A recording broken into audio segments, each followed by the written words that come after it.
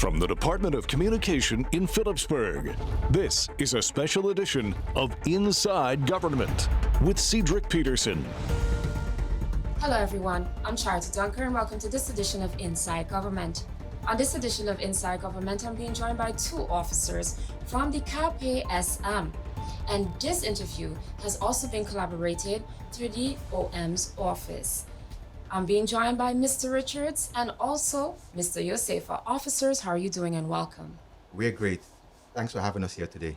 You're most welcome. Great to be here, Charity. Thank you. Good. Recent news. We know of the ongoing situation with schools and also crimes domestically. We're going to get into all of that, okay? As for your job titles at the KPSM, please. Yes, as I said, my name is Inspector JOSEPHA. Right now, I'm working as the head of Department of Communications. My name is Felix Richards. I'm one of the community officers serving in the KPSM. Okay. Openbaar Ministerie works in close-knit with KPSM. Are you at liberty to also share with the listeners and viewing audience the areas in which you work along with the prosecutor's office? Yes, an important factor with the prosecutor's office and the KPSM is the relationship it has in the investigations terminology, in the sense of with leading any investigation, the prosecutor's office is the one who leads those investigations. The detective department carries out the main part of the investigation. And the role together brings these cases to the judge. Okay. As for the recent press release that was issued through KPSM, I see the social media page is really active. On the confiscated vehicles and also the motorbikes. The owners who would like to retrieve their belongings, how do they go about doing so? Yes, let me explain the part about confiscation, because there's two different parts in this. Confiscation comes with vehicles being confiscated for the prosecutor's office, and those are mostly involved in criminal acts. But there are also vehicles that is taken in safekeeping, and that's mostly have to do with technical issues or not having the proper documentation. Example, a scooter or motor vehicle is taken from an individual. For him to retrieve them back, you have to bring back certain documentation or make sure that it reaches some technical standards. Okay. And also, based on what type of crimes would one's car or motorbike be confiscated? Like, again, the word confiscation is totally in the realm of the detective part of it and the prosecutor's part. So that mostly happens if the car could be stolen. It's been taken by someone who was driving a stolen vehicle, or it was involved in one of the major crimes like armed robbery and those. Okay. The reason for calling on persons to come and retrieve their vehicles, is it due to the time of year? Is it done annually around this time? We're in hurricane season. Does that play a role into why you're requesting such? No, Charity. Over the last few months, the Department of Communication from the police have been issuing these calls for persons, in particular in the sphere of not confiscated, but mostly that is for the technical issues, to come and retrieve their vehicles. And we notice that no one really shows up. And when they do show up, they don't have the proper documentations to go with the vehicle. And after a while, you got stuck with a great amount of vehicles also in different locations. Okay. Do you have a count of how many vehicles and motorcycles you have? We do have a count. I think the number is not that important, but we're still talking about some scooters. We're talking about over close to 100. And the vehicles that are confiscated, again, the word confiscated plays a role quite a bit. And I think the picture that came up in the newspaper some time back talks for itself. Yes. Now you mentioned pictures, so there's imagery out there. As for location, where are these vehicles being stored and do you have sufficient space? Again, let's talk about space. Right now, most of the confiscated vehicles are placed at the government building, in the back of the government building. Space is limited, and the group who really takes care of this are the prosecutor's office. They decide what happens to the vehicles. The police literally brings the vehicle there and place them in because of the investigating part of it. So space is limited. Let's come back to the scooters that are, like I said, in safekeeping. Most of those are right now in the back of the police station, taking up a lot of our space. That's why we're also asking, if you think that you have your vehicle there, please come and take it with a normal process of having the documentations with you. Now, before we head into that break, here comes something whereby I think many people are also wondering, is there a due date? What is the cutoff date for persons to go ahead and collect? There was not a due date. Let's talk about that. We brought it up about a couple of weeks ago that it's still open. The main reason behind this is we give the population a chance to get their vehicles, in particular the scooters, or the cars that are not confiscated. But we didn't get the response we expected. And the idea behind it is also to get rid of these vehicles sooner or later. Okay, see, you already went on to the next question that I was going to ask you. What's going to happen to those vehicles that have not been retrieved by their owners? In collaboration with the prosecutor's office, again, most likely these scooters will be crushed. That's the idea behind it still. All right. And where spacing is concerned, you're also talking to probably your ministry as well. That is one of the biggest issues we are having for sure. Where else? Placing them is not the issue. Keeping them secure, because if you take them in, as you said, in safekeeping, you're still responsible for them and their safety. And that's where the issue comes most of the time. All right. Radio listeners, TV viewers, once again, you're following the interview being done here by my person, Charity Dunker, and Inside Government. I'm being joined by two of my guests here, the officers from the KPSM, and we're talking all matters crime-related, and also we're trying to find solutions as well. Do stay tuned. When we return, we'll find out about what all the community police, what their tasks are and duties. Do stay tuned. I'll be back right after this. Do you know there is such a thing as teen dating violence? Seriously, there is. When your boyfriend or girlfriend is controlling your every move, trolling you online, checking your social media page, recording you without your permission, or forcing you to do things you don't want to do, this is abuse. If you find yourself in this situation, please talk to someone you can trust. Your parents, school counselor, or the police. This message has been brought to you by Women's Desk. During the hurricane season, a potential tropical cyclone can produce rainfall that can cause flash flooding and rock falls. Residents in areas prone to flooding or near the coast should make the necessary preparations to protect life and property. Stay away from flood-prone areas during heavy rainfall, such as L.B. Scott Road from Emilio Wilson Park until Cake House Supermarket, Zaker's Gut from Petro Plus gas station until the Seventh-day Adventist Church, Welka-Laken Road in Cahill from Welka-Laken Road Roundabout until the One-Tete Loque Roundabout, Beacon Hill Road from Sunset Bar and Grill until the beginning of White Sands Road, Rhine Road, also known as Mullet Bay Road, after Sonesta Maho Beach Hotel, to the entrance of Kupakoy from the intersection of University Drive until the intersection of Rio Grande. For more information on how you can keep yourself and your family safe this hurricane season, visit stmartingov.org/hurricane. This public service announcement is brought to you by the government of St. Martin. Welcome back again. This is Inside Government interview with yours truly, Charity, being joined by two officers from the KPSM. That's our police department here in St. Martin, Officer Richards and also Officer JOSEPHA. Right before the break, we spoke on a number of topics: confiscation of vehicles and bikes, and how you can go about retrieving those. All right. Now, moving forward, community police officers, they play a real integral part into our community. officers. Let's talk a bit about that. Absolutely. Officer Richards. Now, as for the community police officers, what are their duties? What are their tasks? Community police officers, better known as CPOs, we're regular police officers, of course. Our serving and protecting part does not change.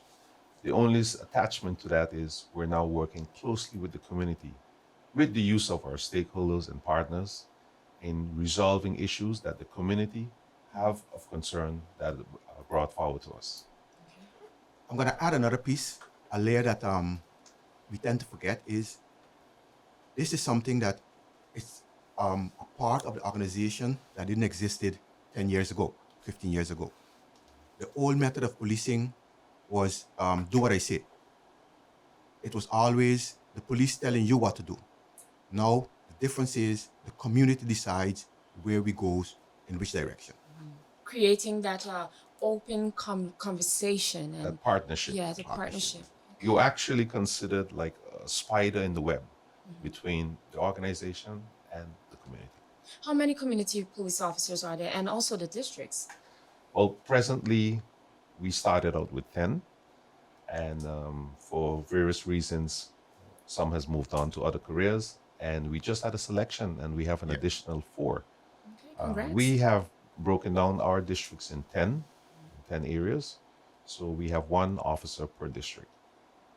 How do officers become community police officers? This is a process whereby, like any other function, you have to apply for it. There is a recruitment, and there's a whole process whereby everyone is be interviewed, and out of that board, they decide who will be the one will go into the training, because there's a training involved in community policing also. So it's not just, yes, you're a police officer, okay, you passed, going into community policing. Community policing is a philosophy. It's a trend of thought that the officer literally has to be part of the community in this. The community and him are stuck by the hip, as I said. And his task is also to, the grievances of the community goes back to the management, and they decide how to solve certain of these issues that comes up in their particular community. Every community is different. The community from lowlands has different issues than the community of Dutchwater. Understood. The training, I need you to get more in detail. Community training, what myself and Mr. Richards did about 10 years ago. 10 years ago. 10 years ago. There is a theoretical part, and this training was done in the US, in the Miami Justice School of Justice. It was a stringent part of it, whereby we also worked for, I think, more than a week or 2 With the officers. with the officers, Okay. community officers in that district during the training. So you get hands-on of how they operate. And its idea is always you are part of the community. You are the main person that they go to. They could pick up the phone and said, Mr. JOSEPHA, this was going on by me now. How can you assist me? I called 911, but they send a patrol, but they just talk to me to this and tell me to do this. The difference is, can you show me the way? One of your addition to what my colleague just stated, sometimes more time is required. Yes. You know, sometimes the patrol, the time is limited to address a matter, but now you have more time where you can sit and you can work it out in a longer process, and even follow-ups to see how far it is and it's progressing. In saying that, Officer Richards, so let's just say, let's build a scenario. So the officer is in the district, the one who's on patrol, and more information is needed. So then will the patrol officer make mention to that person in that community, please go ahead and refer to officer so-and-so. Absolutely. That is how That's the idea. that's the idea behind of it. Once they bring that concern to us, we now go and follow up and make all the recommendations based on the situation that is necessary in order to solve the issue. And we're talking from small issues as water running in the yard up to big issues concerning criminality in their particular area. Okay. And in that process, you're building that trust between you and the public. As you said, partnership. Partnership. That's correct. Yeah. When it comes to now the public knowing exactly who is who as CPO officers, how do you go about promoting this? Well, if you enter the police station, and we ask everyone when they're visiting the police station, as you enter on your right-hand side, there's a board with the pictures of the respective officers and their districts, email address, and also telephone number.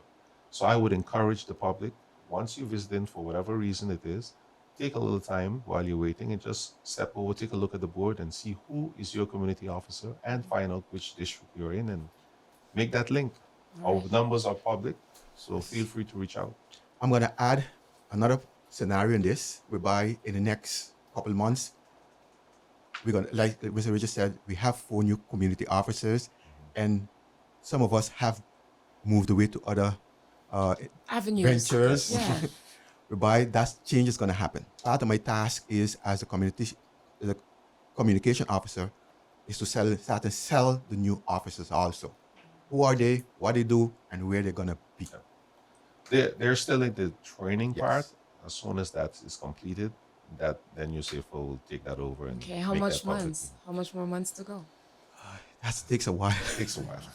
Okay, the term. Let's talk about the durational period of being a CPO. Is that what I'm saying? CPO. There is no duration period. It's a function within the organization, and as long as you're a police officer, your function continues. That's it. All right. We're going to continue. Stay tuned. Once again, this is Inside Government Interview with 2 officers from KPSM. Our topic, our discussion right now, we're talking about community police officers at CPO. Just stay tuned. Once again, I'm Charity Dunker, and this is Inside Government Interview. I'll be back right after this. The Civil Registry Department brings you a message on requesting a family tree. A family tree shows the link in the relationship between people in several generations of a family. This can be requested at the Civil Registry Department and can be used at the notary for court proceedings. To request a family tree, you must submit the following to the Civil Registry Department: valid identification, a letter with a short description stating the purpose of your visit, relationship to the family, personal data on the person whom the tree is being requested, personal data of family members, mention up to which generation you are requesting the family tree, telephone number, home or mobile, email address, preferred communication channel, authorization letter if necessary with copy of identification of authorized person. Persons whose information were not updated or were not registered in the basic administration will not be included in the family tree. Payment of 80 guilders must be made to process your request. Depending on the length of research, an additional 80 guilders will be charged. Please contact the Civil Registry Department for more information at Swaliga Road No. 1, Phillipsburg, St. Martin, or call us at 1-721-542-0652 or email us at burkersakensxm@stmartingov.org. You can also visit our website at www.stmartingov.org, Civil Registry, Back Office Services. This public service announcement was brought to you by the Civil Registry Department.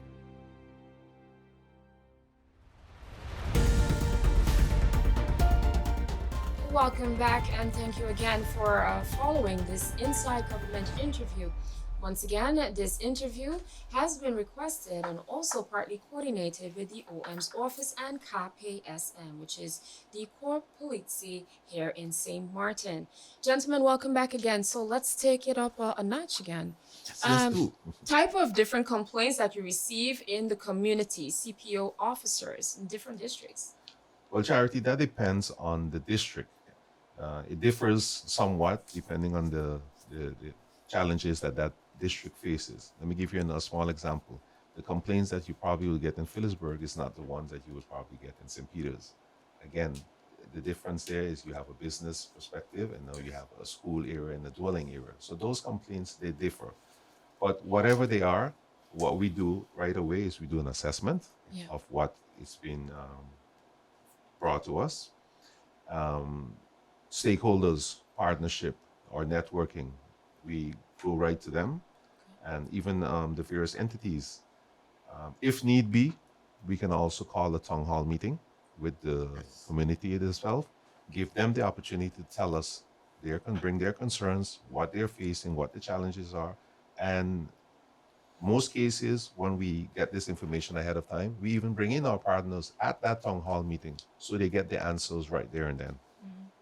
We're not into making promises that we can't deliver on. So we try to go to the core of the problem, and those who can make the difference, we bring them to the table.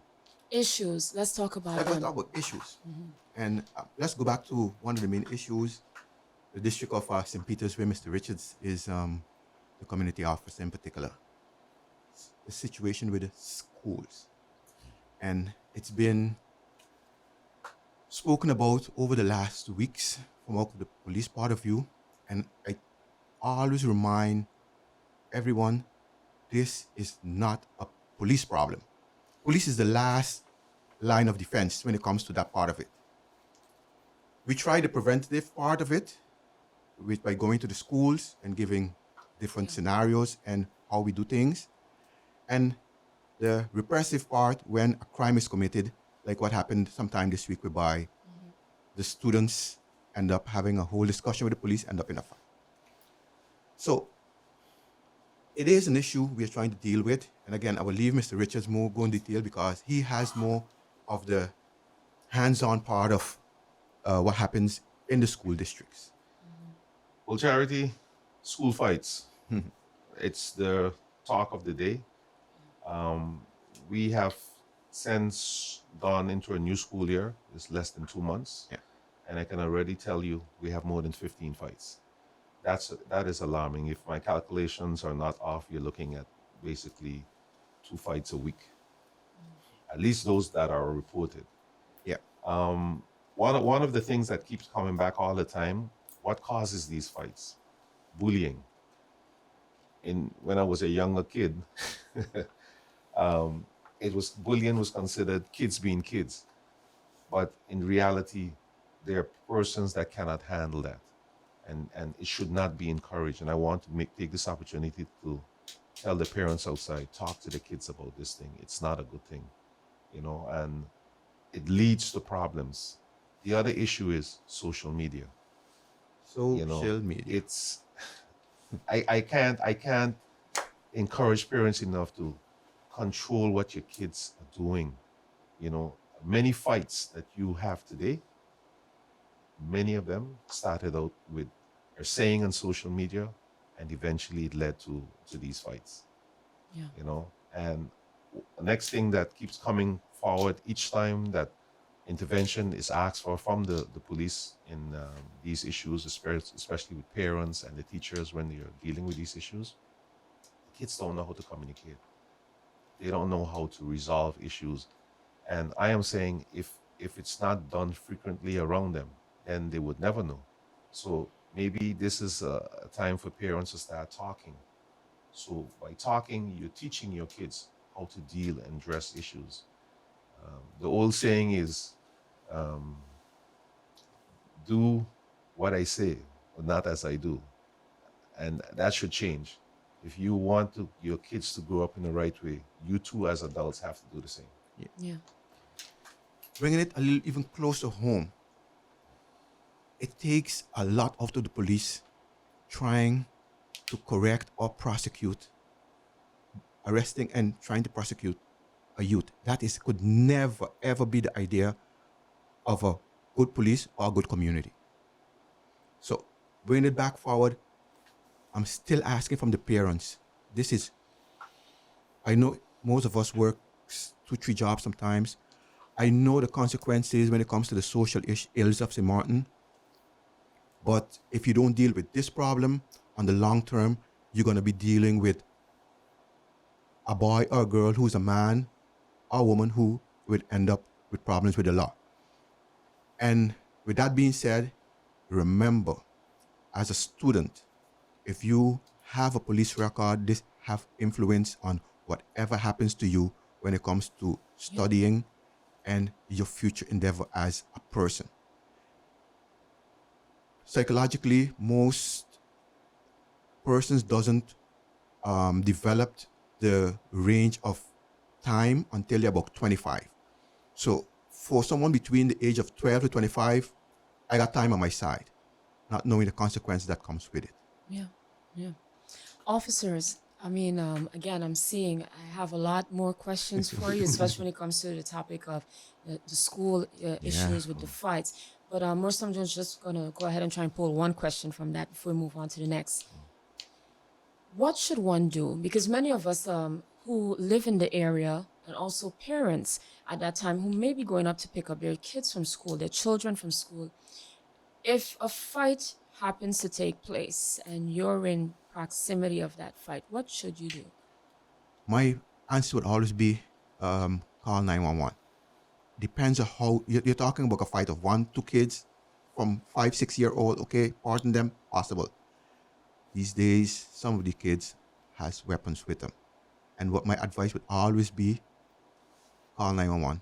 We will be there. Most of the times now, there is a patrol in close to the area, and with that being said, we will be there as short as possible. Weapons confiscated. Sorry, Officer Richards. You're going to add? No, I was just going to add to what JOSEPHA said. Besides that, we also have a little stronger presence. We have a team assigned now in the areas of the school.